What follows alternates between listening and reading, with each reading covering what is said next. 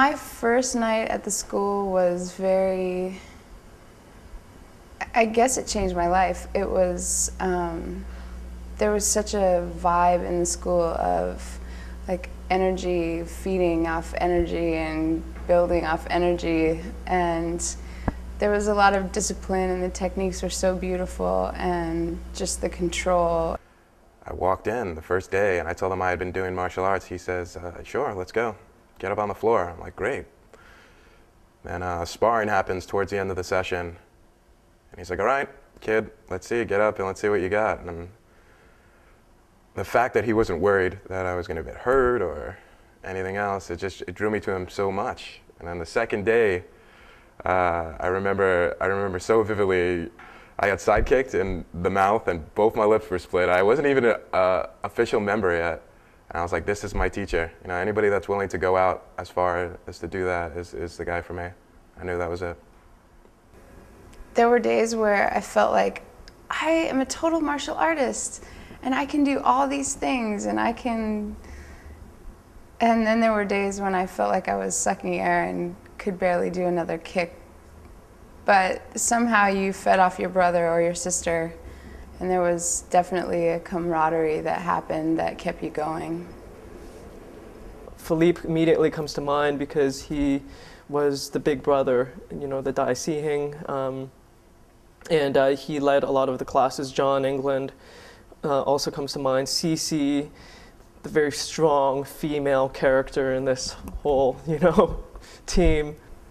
It was really incredible. Everyone dresses up. So we all wore dresses and suits, and we walk in and we're like, you know, the Kung Fu black sheep of a karate tournament.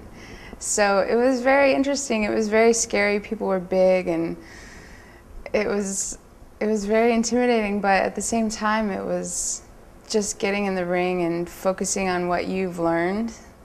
It seemed totally normal. I kind of regarded it as like a bunch of different people and like this superhero group, you know, because each of these guys were doing extraordinary things.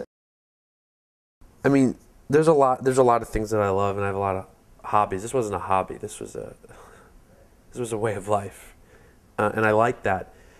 But if you look at the way I approach everything else in my life, you know, I like to do a lot of things and maybe do them all really well, but I'm probably not great at any one thing. But that's the life I've chosen to lead, and I really like it. So I get to be a really good basketball player and a really good surfer, or let's just say good.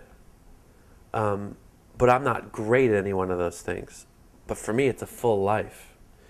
But Mr. Lee was not going to have that that wasn't an option. You didn't get to put New York City Shaolin as one of those things that you were good at. You were either going to be great at it or you weren't going to be in the school.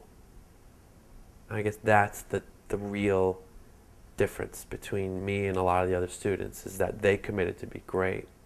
I remember knowing that I was part of a team that was going to win. The NY Shaolin team is just prepared all the time. We go there in a mindset that it's unparalleled. I mean, we show up and shoot in suits. You know, there's not a single other school that does that. It's like a day at the office. We come there expecting to win, and we usually do. Well, you see the look on our faces when we walk in, and we know that this is ours. I mean, you're all just living in our world, and we're here to finish it off.